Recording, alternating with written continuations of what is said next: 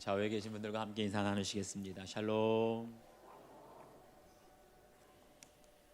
잠깐 기도하시겠습니다. 하나님, 나의 나 된 것이 오직 하나님의 은혜라는 고백처럼 하나님의 도우심이 없이는, 하나님의 보호하심이 없이는 한순간도 살아갈 수 없는 연약한 저희들이 오늘도 그 은혜를 힘입어서 말씀의 자리로 나아갑니다. 언약의 표징이라는 제목으로 저희들에게 말씀하여 주실 때 진정한 예수님의 제자, 하나님의 백성에게 나타나는 그 영적인 흔적들을 저희들에게 말씀하여 주시고 보여 주시옵소서. 함께 하실 줄 믿사옵고 예수 그리스도의 이름 받들어 기도하옵나이다. 아멘. 할렐루야. 사도 바울이 갈라디아 교회에 보내는 편지를 보게 되면 이러한 고백이 나옵니다. 내 몸에 예수의 흔적을 지니고 있노라. 여기서 말하는 흔적이라는 말은 헬라어로 보게 되면 스티그마타라고 하는데, 이 스티그마타라고 하는 말에는 역사적인 배경이 있어요. 원래 노예들에게는 그 주인의 소유를 표시하는 그런 낙인을 찍게 되었는데, 이 낙인을 찍게 되면 주인이 있다는 뜻이에요. 그런데 그 낙인을 갖다가 스티그마타라고 합니다. 그래서 사도 바울이 갈라디아 교인들에게 내 몸에 예수의 흔적을 지니고 있다, 이 말을 고백한 것은 다시 말하면 나에게는 주인이 있다는 뜻이에요. 그 주인이 누구입니까? 나의 주인은 곧 예수 그리스도이시다. 예수님의 제자에게는 반드시 그 흔적이 나타나게 되는 줄 믿습니다. 제자를 제자답게 하고 하나님의 백성을 하나님의 백성답게 하는 바로 언약의 징표가 있다는 거예요. 그렇다고 한다면 과연 오늘 우리가 예수님의 제자로서 또 하나님의 백성으로서 살아가는데 나타내야 될 흔적은 무엇이고 영적인 표징은 무엇인지 오늘 말씀을 통해서 우리 함께 은혜 나누도록 하겠습니다. 첫 번째는 영적인 상속을 잘 하라라고 말씀하십니다. 우리 9절 말씀을 함께 읽습니다. 9절 시작. 하나님이 또 아브라함에게 이르시되 그런즉 너는 내 언약을 지키고 내 후손도 대대로 지키라. 아멘. 여기 보니까 하나님께서 아브라함에게 말씀하시기를 너는 내 언약을 지키고 내 후손도 대대로 지키라 라고 말씀하세요. 여기 보게 되면 하나님의 언약을 지켜야 될 대상들에 대해서 분명하게 말씀해 주십니다. 아브라함만 지킬 것이 아니라 아브라함의 후손들도 대대로 지키라. 다시 말하면 뭐예요? 영적 상속을 잘 하라는 겁니다. 여러분 생각해 보십시오. 나 혼자라면 얼마든지 신앙생활 말씀대로 살 수 있지 않겠습니까? 그런데 우리의 자녀, 자손들 대대로 언약을 지키라는 말은 내 열심만으로는 되지 않는다는 거예요. 아니 어떤 부모가 자녀들에게 믿음을 물려주고 싶지 않은 부모가 어디에 있겠습니까? 그런데 자녀들에게 아무리 성경을 읽으라 그래도 성경은 볼 생각도 안 하고 맨날 핸드폰만 보고 게임이나 하고, 자녀들에게 교회에 나와서 예배를 드리라 그런데 교회는 안 나오고 맨날 노래방이나 다니고 PC방이나 다니고, 간신히 그러한 자녀들을 예배당에 세워놓고 나면 예배 시간 내내 졸아요. 예배 시간 내내 핸드폰 보고 있습니다. 그러한 자녀들에게 어떻게 우리가 언약을 지키도록 영적 상속을 할 수가 있겠습니까? 여기에 바로 우리 믿는 부모들의 고민이 있는 거예요.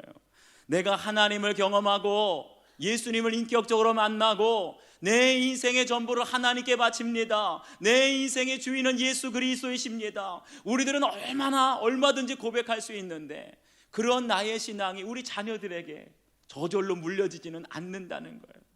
그렇다고 한다면 여러분 어떻게 하면 우리가 영적 상속을 잘 할 수 있겠습니까? 어려서 일찍이 부모를 여의고 고아가 되었던 그 여집사님이 계십니다. 이분이 어렸을 때 고아원에서 남편을 만나게 되어서 그 남편과 결혼을 하게 되었는데 아들을 하나 두게 되었어요. 그런데 가정 형편이 너무나 어려워서 부부가 맞벌이를 하다 보니까 이 여집사님이 계속해서 머리가 아프고 눈이 아픈데 병원 치료를 받을 수가 없었어요. 그래서 결국은 나중에 시신경이 죽어서 한쪽 눈이 실명이 돼요. 제대로 볼 수도 없었습니다. 그런 환경에서 아들을 가르치려다 보니까 제대로 교육을 할 수가 없어서 이 아이가 중학교, 고등학교가 될 때까지 공부를 안 하는 거예요. 하루는 그 아들을 데려다 놓고 엄마가, 이 여집사님이 한 가지만 당부했다고 합니다. 네가 공부를 못해도 괜찮고 나중에 똥을 퍼서 먹고 살아도 괜찮으니까 오직 하나님만 믿어라. 그 아이가 고등학교 졸업할 때까지 공부를 안 하더랍니다. 그런데 대학교를 간신히 가서 하나님만 믿어라, 하나님만 믿어라. 엄마의 그 말을 따라서 공부를 하기 시작하니까 하나님이 지혜를 주시는데 지금은 유학을 가서 미국의 유명한 대학교에 의학연구원으로 일을 하고 있다는 거예요. 사랑하는 여러분, 여러분의 자녀들에게 너 공부 못해도 괜찮고 똥을 퍼서 먹고 살아도 괜찮으니까 오직 하나님만 믿어라, 이 말 할 자신이 있습니까? 저도 사실은 찔리더라고요. 이왕이면 공부도 잘하고 신앙생활도 잘했으면 좋겠고, 이왕이면 대학도 잘 가고 취직도 좋은 데 직장 취직해가지고 신앙생활하면 좋겠는데, 만약에 우리 부모들에게 둘 중에 하나만 선택하라고 하면 뭐를 선택하겠습니까? 먼저는 공부다, 먼저는 대학이고 취직이고 시간이 지나면 신앙은 저절로 자라겠지, 이게 우리의 모습 아니겠습니까? 사랑하는 여러분, 모태신앙이라 그래가지고 영적 상속이 저절로 되는 것이 아닙니다. 우리 자녀들과 함께 예배당에 앉아 있다고 해서 영적 상속이 이루어지는 것이 아니라는 거예요. 가장 중요한 것은 공부를 하더라도 믿음을 위해서, 내가 취직을 하고 대학교를 가더라도 믿음을 위해서 해야 된다는 거예요. 하다못해 우리가 이사를 가더라도 무엇을 위해서요? 자녀를 위해, 자녀의 믿음을 위해서 이사를 하게 된다면 자식들은 보게 될 겁니다. 우리 부모님들이 말씀으로 살아가고 말씀으로 나를 양육했다는 것을 삶을 통해서 보게 될 때 진정한 영적 상속이 이루어지게 될 줄 믿습니다. 여러분 한번 적용해 보세요. 자녀를 믿음으로 잘 양육하고 있습니까? 자녀에게 믿음의 본이 되기 위해서 내가 먼저 변해야 될 모습, 교육관이나 결혼관, 이사에 대한 마음이 어떤지 묵상해 보시길 바랍니다. 두 번째는 할례의 흔적이 있어야 한다라고 말씀하세요.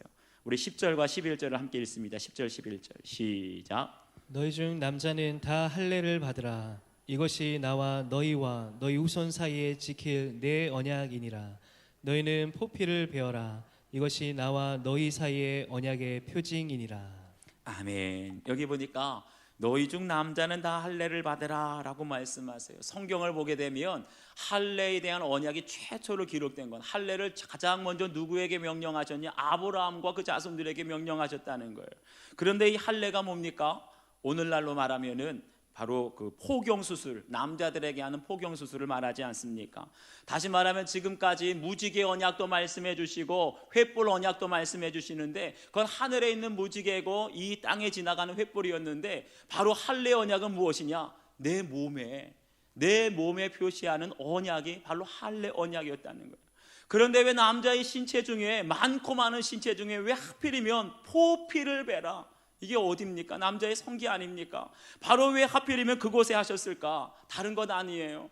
할례를 받게 되면, 포경수술을 받게 되면 남자들은 하루에도 안 볼래 안 볼 수가 없는 거예요. 화장실을 가게 되면 하루에도 몇 번씩 볼 수밖에 없는 것입니다. 그 볼 때마다 뭐 하라는 거예요?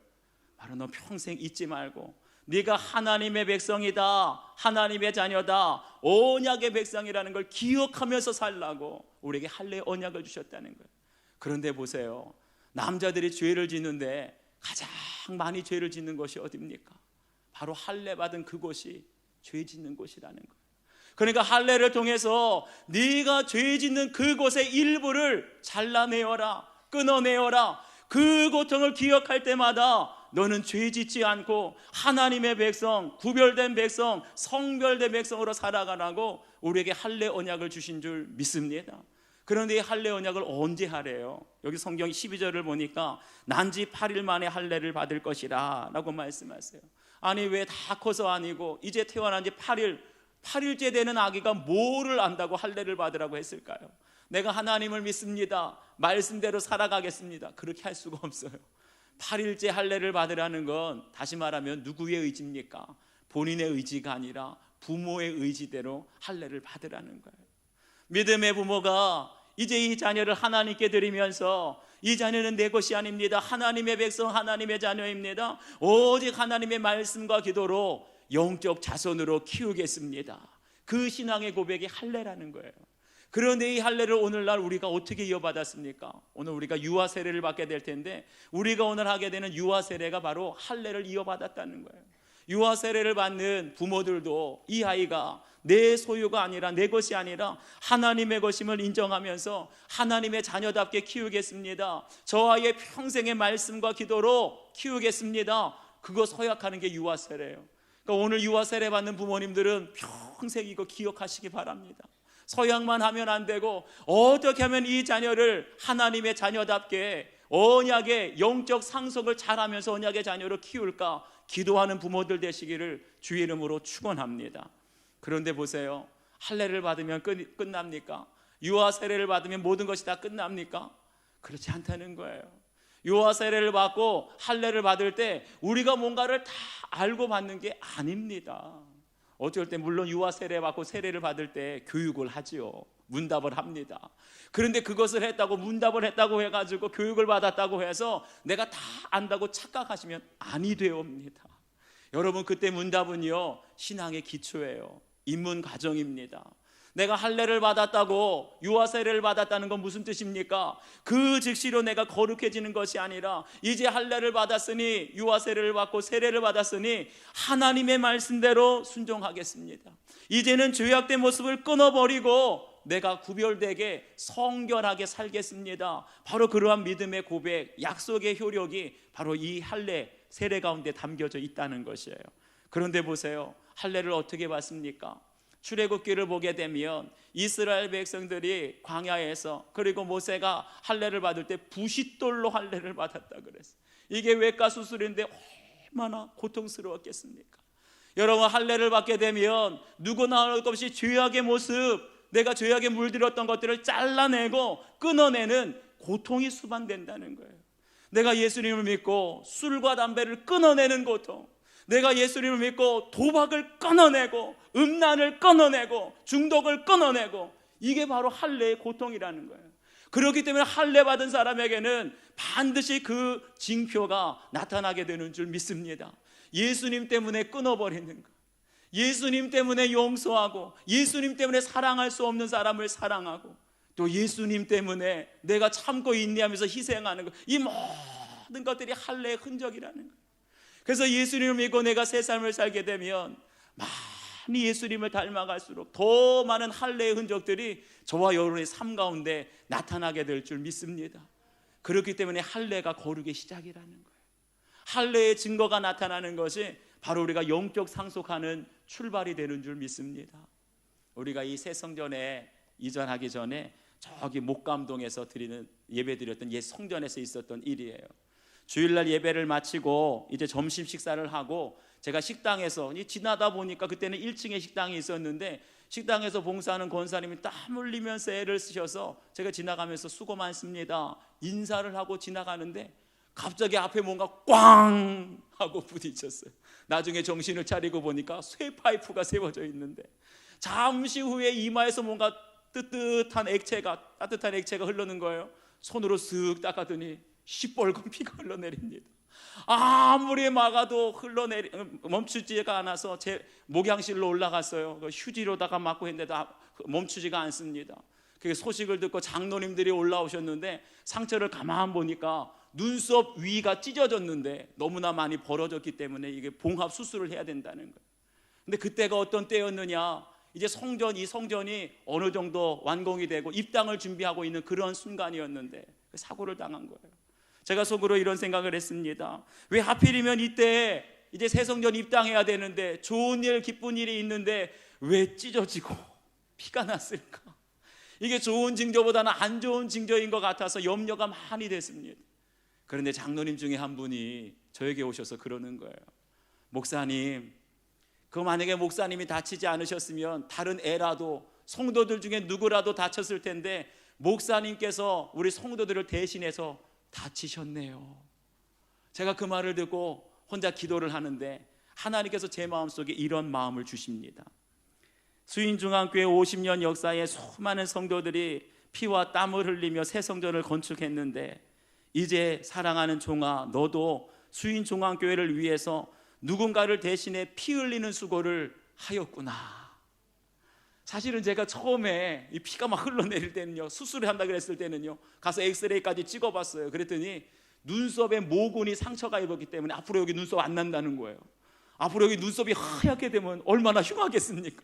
여러분 앞에서 수술해야 되는데 눈썹이 까매야 되는데 허여면 얼마나 흉하겠어요. 그래서 걱정을 많이 했는데 하나님의 마음을 깨닫게 되니까 내가 누군가를 대신해서 찢어지고 피 흘리는 수고를 했으니 이것도 내가 수인중앙교회를 섬기는 할례의 흔적, 할례의 징표가 되는 줄 믿습니다. 사랑하는 여러분, 여러분도 가정을 위해서 가족들을 사랑하고 희생하다 보면, 교회를 섬기고 누군가를 전도하다 보면 반드시 이런 상처가 있어요. 흔적이 있어요. 한번 여러분 적용해 보시길 바랍니다. 나에게 있는 할례의 흔적은 무엇입니까? 내 삶 속에 믿지 않는 사람과 구별되는 모습, 끊어낸 모습은 무엇인지 한번 묵상해 보십시오. 마지막 세 번째, 언약은 이방인에게도 열려졌다라고 말씀하십니다. 우리 12절과 13절을 함께 읽습니다. 12절 13절 시작. 너희의 대대로 모든 남자는 집에서 난 자나 또는 너희 자손이 아니라 이방 사람에게서 돈으로 산 자를 막론하고 난 지 8일 만에 할례를 받을 것이라. 너희 집에서 난 자든지 너희 돈으로 산 자든지 할례를 받아야 하리니 이에 내 언약이 너희 살에 있어 영원한 언약이 되려니와. 아멘. 여기 보니까 이방 사람에게서 돈으로 산 자를 막론하고 난 지 8일 만에 할례를 받을 것이다 라고 말씀하세요. 다시 말하면 여기서 돈으로 산 자가 누굽니까? 노예를 말하죠. 그런데 그 노예를 누구한테 샀다 그래요? 이방인한테 샀다 그래요. 그냥 노예도 아니고 이방인 노예를 말합니다. 하나님께서 할례 언약을 맺으시는데 아브라함 그리고 네 후손들만 지켜라 이렇게 말씀하지 않으셨어요. 아브라함과 그 후손들뿐만 아니라 이방인 그리고 노예들에게도 할례 언약 구원의 문을 열어주신 줄 믿습니다. 하나님의 구원은요 유대인만 구원받으라는 것이 아니었어요. 믿는 사람들, 내가 좋아하는 사람들끼리만 구원받는 것이 아니라 저 멀리 있는 이방인들, 아무런 구원받을 자격이 없는 노예들에게까지 구원의 문을 열어주시고 할례 언약을 열어주신 줄 믿습니다. 그러면 그 이방인이 누구겠어요? 죄송하지만 오늘 이 자리에 있는 저와 여러분이 이방인이었다는 거예요. 우리가 원래 아브라함의 자손이 아닙니다. 육적인 혈통으로는 아브라함의 후손이 아니었어요. 그런데 하나님께서 우리에게도 구원의 문을 열어주시고 이방인과 노예에게도 돈으로 산 자에게도 이 할례 언약을 맺게 하라. 하나님이 열어주셨기에 멀리 멀리 있었던 우리 민족에게도 복음이 전달되었고 예수님을 믿음으로 말미암아 나도 영적인 아브라함의 후손이 되는 축복을 받게 된 줄 믿습니다. 이것이 하나님의 은혜의 극치였다는 거예요. 그렇기 때문에 우리가 어떻게 해야 되겠어요? 우리가 예수님 믿지 않는 가족이 있다면, 우리가 예수님 믿지 않는 이웃들이 있다면 그들에게도 할례의 언약이 열려져 있다는 것, 그들도 하나님의 자녀 되기 원한다는 것을 전해야 할 줄 믿습니다. 하나님께서 아브라함의 자손만 할례를 받으라는 게 아니에요. 아무런 상관이 없는 이방인, 자격이 없는 노예에게도 그 기회를 열어주신 것처럼 우리 가족들 중에 믿지 않는 가족들, 믿지 않는 자녀들이 있다면 그들도 다 함께 예수님을 믿고 천국에 가야 할 줄 믿습니다. 여러분, 천국이 어떤 곳입니까?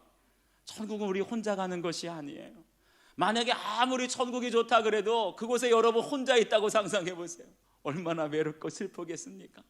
천국은요, 우리가 모든 사람들에게 복음을 전하고 모든 사람을 전도해서 우리 모든 사랑하는 가족들과 사랑하는 이웃들과 모든 성도들이 함께 누리는 곳, 그것이 바로 천국인 줄 믿습니다. 우리가 함께 큐티인에 나오는 간증이에요.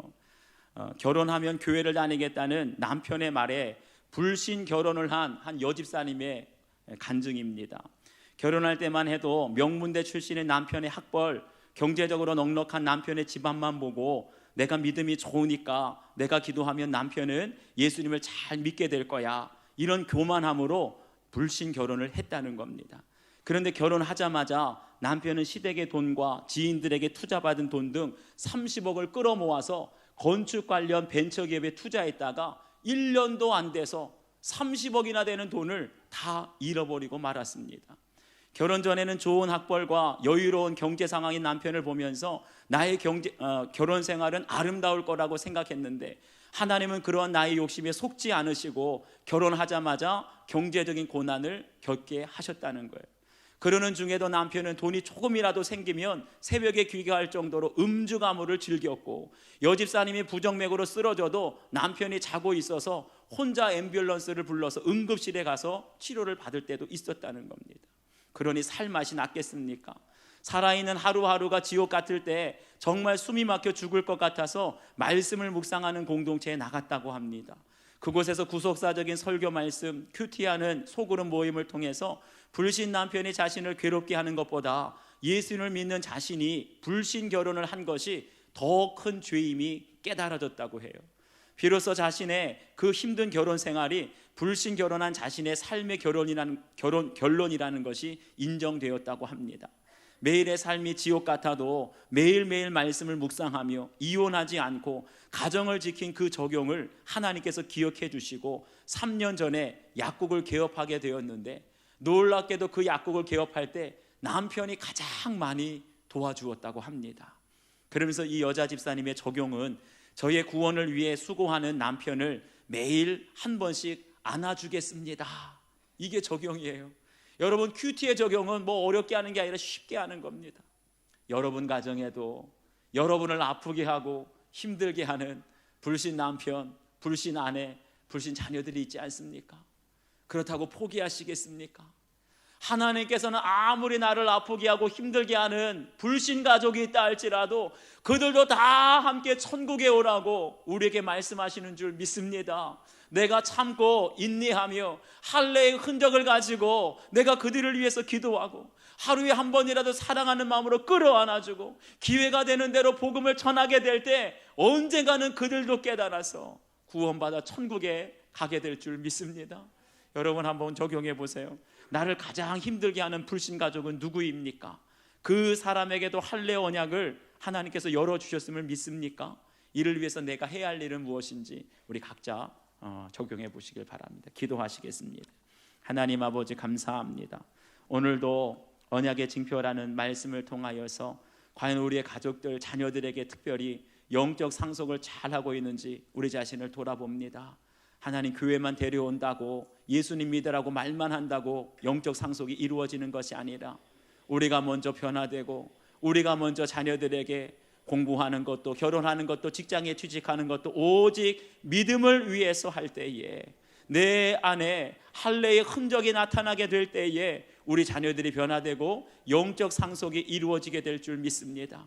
아직도 우리를 아프게 하고 힘들게 하는 불신 가족들이 가정 안에 있습니다. 그를 위해서 끝까지 눈물로 인내하며 눈물로 기도하며 저들에게도 할례 언약 하나님께서 열어주셨다는 것을 믿음으로 나아가게 될 때 하나님의 때가 되면 우리 잃어버린 모든 가족들이 주님 앞에 돌아올 수 있도록 인도하여 주시옵소서. 감사드리며 예수 그리스도의 이름 받들어 기도하옵나이다. 아멘.